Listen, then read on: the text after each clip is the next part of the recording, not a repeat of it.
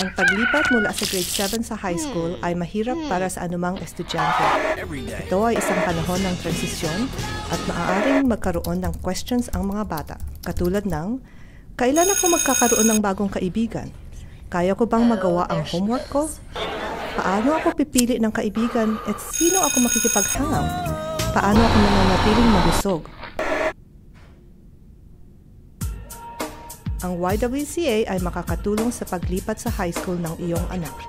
Itong programa para sa mga batang babae ay tinatawag na Welcome to My Life o Maligayang Pagdating sa Buhay Ko. Mayroon ding isang programa sa mga boys, tinatawag Boys for Real. Ang programa ay dinsensyo upang matulungan ang iyong anak malaman ng mga bagong bagay tungkol sa kanilang sarili at makahanda sa high school. Ang programa ay tumatakbo sa 7 linggo, alas 3:15 hanggang alas 5:45 pagkatapos ng eskwela sa paaralan ng iyong anak.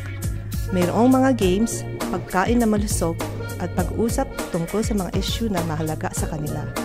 Mayroon isang estudyante na galing sa high school na magbibigay ng payo tungkol sa high school, 2 estudyante ng universidad at isang matanda tungkol sa upang magbigay ng karagdagang gabay. At bawat linggo, ang Boys at Girls programa ay magkakasama para sa huling bahagi ng session para magtrabaho sa isang proyekto ng komunidad o serbisyo. Lahat ay welcome, walang tatanggihan at subsidies ay magagamit upang masakop ang gastos ng programa. Ang programa ay masaya, nakakapagturo at mapagtitiwalaan.